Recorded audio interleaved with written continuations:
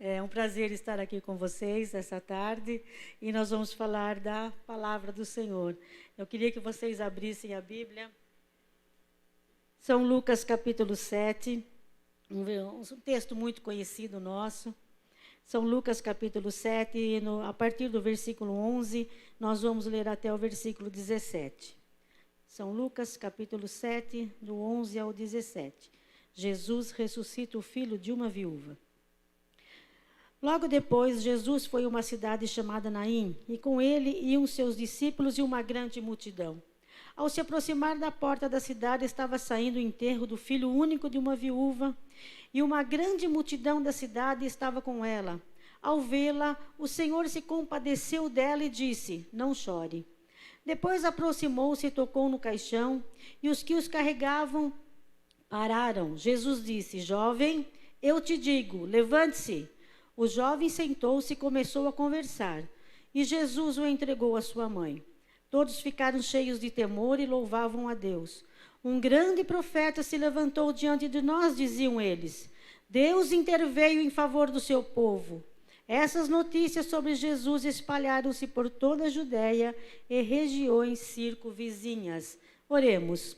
Ó Deus, em nome de Jesus, muito obrigada, Senhor, pela tua palavra lida. Ó Senhor, pelo texto, Senhor, que o Senhor nos deu. Ajuda-nos, Senhor, Espírito Santo, a entendermos aquilo que o Espírito Santo quer passar e falar conosco nesta tarde. Vem nos abençoar, Senhor. Toma a nossa frente, em nome de Jesus. Amém. Amém. Eu até ia falar de pastor de Reteté mesmo, aqui no começo mesmo. Eita Deus! Eu sou evangélica, meus pais se converteram, eu tinha só 6 anos e era Assembleia de Deus. Tanto fui feliz lá como feliz aqui, já faz mais de 20 anos que eu estou aqui na Igreja do Evangelho Quadrangular. Fui muito feliz lá. E quando a gente ouvia esta mensagem, desde os 6 anos ouvindo esta mensagem, e os pastores do Reteté sempre falavam: "Que multidão você quer ficar?" Vocês lembram? Vocês não lembram? Que multidão vocês querem ficar? Vocês querem ficar mudar de Jesus ou a multidão do luto? Então, mas nós fomos aprendendo juntos, nós os pastores fomos aprendendo juntos, que mesmo estando na multidão de Jesus, depois, um pouquinho antes, eu quero falar para vocês, a multidão do luto e a multidão de Jesus se formou uma só depois do milagre. E nós fomos aprendendo juntos que, mesmo você sendo da multidão de Jesus, mesmo você se entregando para Jesus, mesmo você sendo o templo do Espírito Santo, não te isenta de passar por problemas e situações da vida. É a vida, é o tempo de vida, é quando você nasce até quando você morre. Nesse tempo, a gente passa por situações difíceis. Mas então, João capítulo 16, versículo 33, está escrito assim: "Eu disse a vocês essas coisas", está num contexto que Jesus está falando com os discípulos, "para que em mim vocês tenham paz.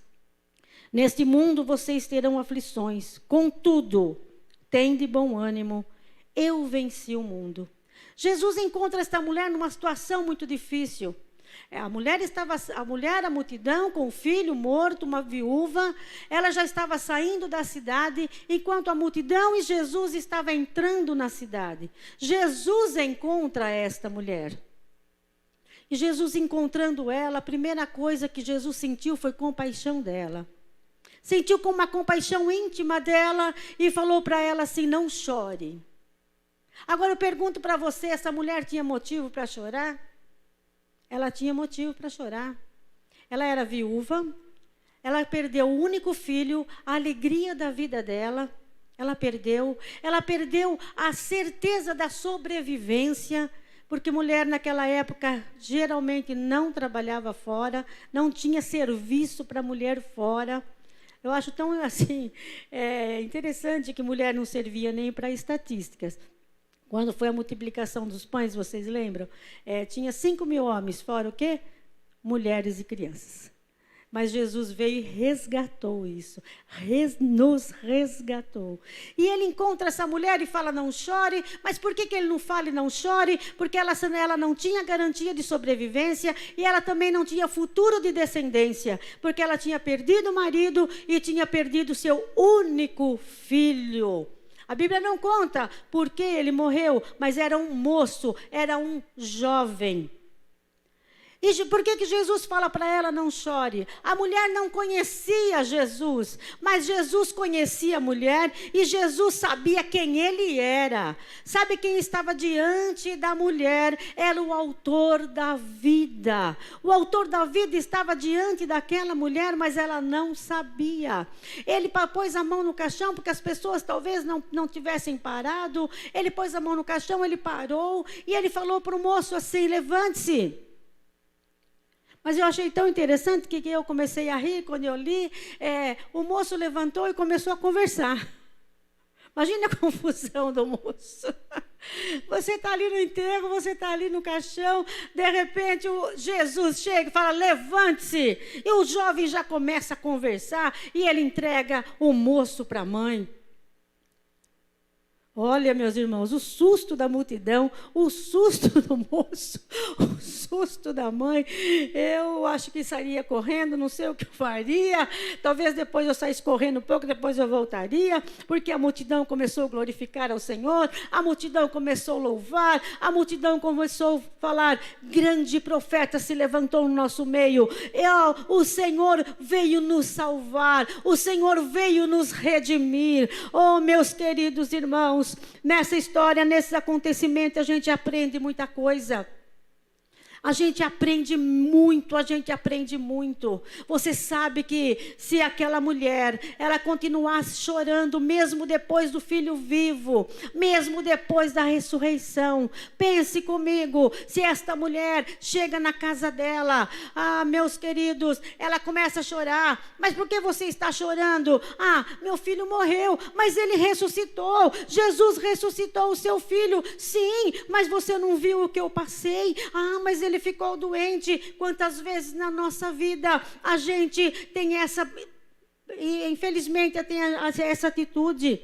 A gente recebe as bênçãos do Senhor, mas a gente não valoriza a bênção do Senhor.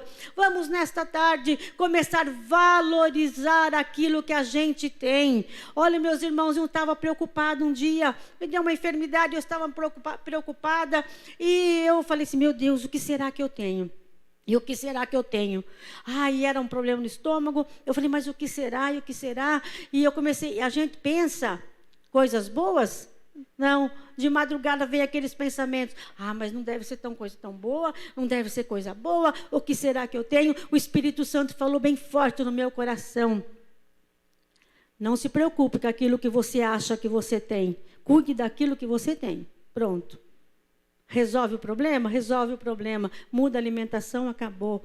Às vezes a atitude nos leva ao milagre. E esta mulher, pense comigo numa outra situação. Se essa mulher não tivesse tido encontro com Jesus, se Jesus não tivesse tido encontro com ela ia enterrar o filho, ia voltar para casa, sozinha, às vezes 2 ou 3 pessoas com ela, e iam chorar um pouquinho com ela, aí vamos lá, não vinham chorar uma semana com ela, e depois iriam embora. Sabe por que eu estou falando isso para você pensar nessa situação? Porque às vezes a gente fica desgostosa, porque as pessoas não choram conosco o resto da vida. Eu passei por quantos problemas foram resolvidos, mas eu ainda estou chorando e eu não tenho mais pessoas ao meu redor que estejam chorando comigo. Meus queridos irmãos, aquilo que aconteceu lá no passado não pode de forma nenhuma ditar o seu futuro. Ele não pode. Nós temos a mente de Cristo, nós temos o Espírito Santo que ilumina a nossa vida. Nós não podemos chorar a vida inteira por algo que nos aconteceu. Você sabe que nesta noite eu estava orando, mas eu ri sozinha, mas eu ri baixinho, porque era 4:30 da manhã. O que as pessoas, né? O meu marido ia pensar, tá dando risada 4:30 da manhã, mas eu ri assim baixinho. Irmãos, aconteceu uma coisa tão interessante. Nós éramos jovens e o líder dos jovens nos separou assim em equipes para fazermos algumas tarefas, e aquelas tarefas valiam pontos para nós. E éramos todos jovens, e a nossa equipe tinha 6 pessoas. 6 pessoas, e nossa tarefa é fazer culto ao ar livre. Culto ao ar livre, os irmãos aqui mais novos, não sei se sabem, mas o mais antigo sabe. Rafael sabe, é culto ao ar livre. Já participou, né, Rafael? Culto ao ar livre, acho que alguns irmãos aqui também já participaram. Culto na rua, e então a gente foi fazer. Chegou um dia, o líder dos jovens falou, vocês se encontram tudo aqui na igreja, que depois cada um vai fazer a sua tarefa. Um era culto, outro era oração, outro era visita, e foi separado. E nossa equipe tinha 3, tinha 6. No dia de fazer o culto, tinha 3. Eu, meu primo e o nosso amigo Jorge, só. E a mulher do pastor, ela estava assim na porta da igreja, assim, de braços cruzados, olhando a movimentação, olhando tudo. E depois ela falou, ela viu nós com os instrumentos na mão, eu com os saques, o Jorge com o trombone, e nós estantes, sabe, é jovem, leva tudo. E a mulher do pastor, ela perguntou assim para nós, qual é a tarefa de vocês? Qual é a tarefa de vocês? Daí ela falou assim, nós vamos fazer um culto ao livre. Mas nós vamos só em 3, porque os outros não vieram. Ela falou, não, vocês vão em 6. Não, pastora, nós não vamos em 6, os outros 3 não vieram. Ela falou, Zezinho, falou para o meu primo, Zezinho, vai você, vai a Leninha e vai o Jorge. Vai o Pai, vai o Filho e vai o Espírito Santo. E nós ficamos assim olhando para ela, e ela falou, vão em nome de Jesus. E nós fomos lá na estação da Paulista, lá naquela rotatória, armamos a estante, fizemos o culto. E não era como é hoje, a Paulista tinha sua beleza, mas não era como é hoje, não tinha gente andando, não tinha ninguém, e quando nós começamos a tocar, eu ri muito, porque o Jorge, ele escolheu, tinha mais de 500 hinos na harpa cristã, e ele escolheu um hino muito difícil para a gente tocar, e meu primo cantar. Meu primo canta bem, canta Oséias, canta Vitorino, mas aquele hino estava difícil. E foi o hino mais difícil. E eu falei, Jorge, ele falou, é esse. E naquela época tinha umas casas, e um homem abriu a janela, ouviu a gente cantar. Na hora da pregação ele ouviu, na hora do apelo ele fechou a janela, e só tinha ele. Eu não sei quem é aquele homem, se ele se converteu através do louvor, se ele converteu através da pregação, eu não sei, mas eu ri. Eu ri por dentro hoje. Aos meses encontrei o meu primo e falei, Zé, você lembra do culto ao livre? Lá na rotatória. Ele falou, nem precisa falar mais nada. Olha, por que nós fomos escolher aquele hino, o mais difícil da harpa cristã? Porque, olha, às vezes nem a orquestra não toca, mas nós tocamos ali, nós cantamos ali. Eu falei, é verdade. Sabe, meus irmãos, nós temos que trazer à memória, sabe o quê? Aquilo que nos traz esperança. Nós temos que trazer à memória aquilo que nos traz alegria. E essa madrugada eu estava orando para este culto da tarde, eu estava orando para que o Senhor nos abençoasse, para que o Espírito Santo falasse ao nosso coração, e veio à minha memória esse culto que nós passamos lá quando eu tinha 17, 18 anos atrás. Irmãos, a nossa mente é dirigida pelo Espírito Santo do Senhor. Traga à sua memória aquilo que te faz feliz, traga à sua memória aquilo que te faz alegre. Oh, meus queridos, deixa o passado para trás, deixa aquilo que passou. Olha, em Provérbios está escrito assim, ó. Vamos ver se eu marquei aqui, em Provérbios. Está escrito assim, que o homem, aquilo que o homem pensa, assim ele é. E se a gente for pensar só em tristeza, se a gente for pensar só em luto, se a gente for pensar só em aquilo que a gente já passou, a gente vai ficar tristes, nós vamos ficar assim abatidos. Mas em Provérbios capítulo 17, versículo 22 está escrito: o coração bem disposto é remédio eficiente, mas o espírito oprimido resseca os ossos. O Espírito Santo nos consola, o Espírito Santo nos conforta, o Espírito Santo, ele nos assiste nas nossas fraquezas. É o Espírito Santo que está conosco. Então, o que nós devemos fazer é trazer aquilo que traz esperança. Oh, meus queridos, não fiquem abatidos por aquilo que passou, não fiquem abatidos por aquilo que você está passando. O autor da vida está hoje na nossa frente, está perguntando o que você quer hoje, o que você precisa hoje. Oh, nós estamos aqui diante de uma mesa, diante do memorial. O pão representa o corpo, o suco de uva representa o sangue de Jesus Cristo. Ele morreu sim, mas ele ressuscitou. Isso é a nossa alegria. A nossa alegria realmente é o céu, a nossa alegria realmente é a vida eterna. Oh, meus queridos irmãos, este memorial que está aqui, nós não estamos só comemorando a morte, mas nós estamos comemorando a ressurreição de Jesus Cristo. Nesta tarde, a mensagem que eu tenho para você é que o autor da vida, que estava lá na cidade, na entrada da cidade de Naim, na frente daquela mulher, e devolveu o filho para aquela mulher, o filho vivo. Imagine aquela mulher entrando na casa dela, agora com o filho novamente ali entrando. Você imagine a multidão que foi com ela. Você imagine aqueles que não foram no enterro aquele dia. Aquele dia eles se arrependeram de não ir no enterro, porque não viram o moço ressuscitar.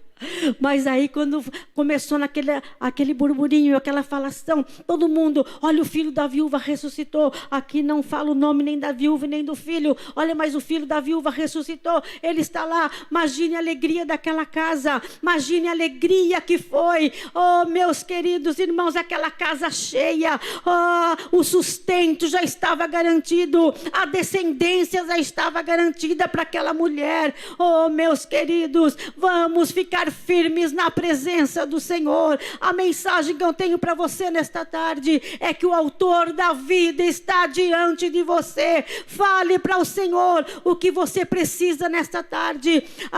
Eu preciso que ressuscite os sonhos, eu preciso que ressuscite a alegria, eu preciso que ressuscite o casamento, eu preciso que ressuscite aquilo que está morto dentro de mim. Eu quero ter mais amizade com as pessoas.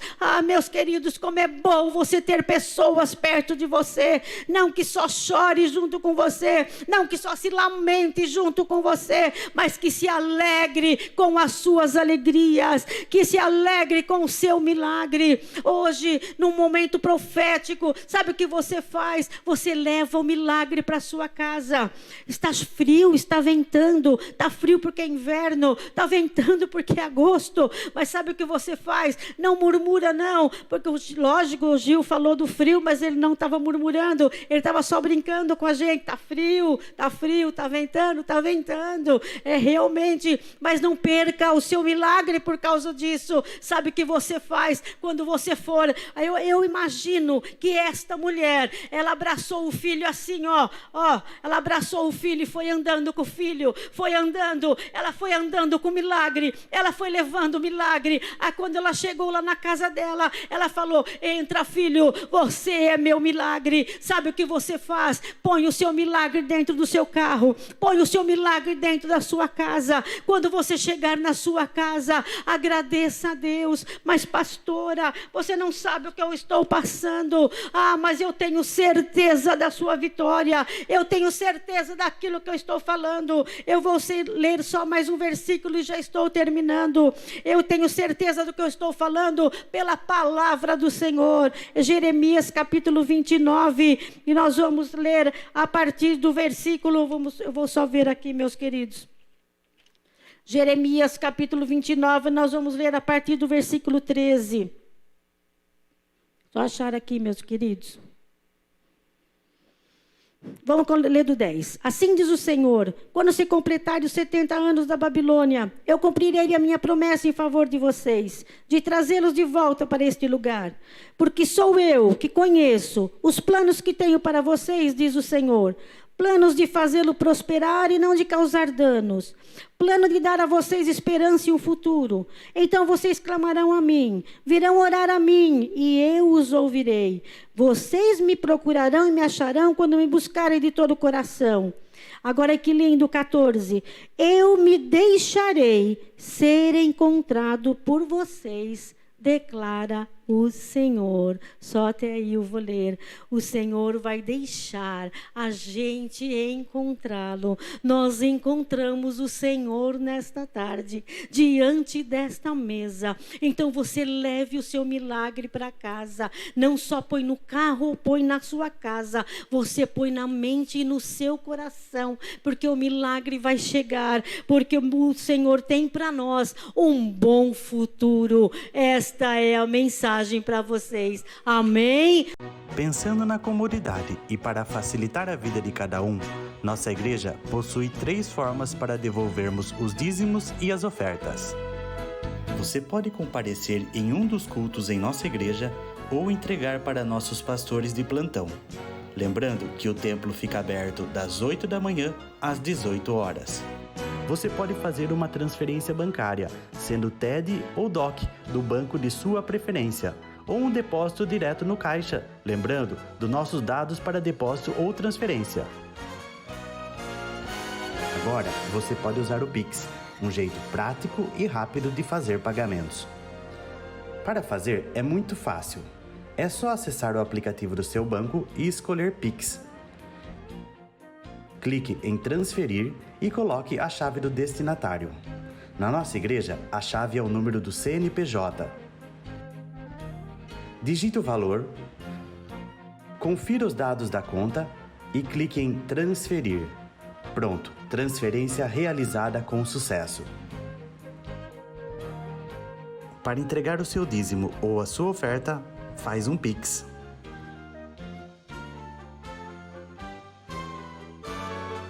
Esta é a nossa igreja. Não importa onde estivermos, estaremos sempre conectados. Lembre-se, juntos à distância.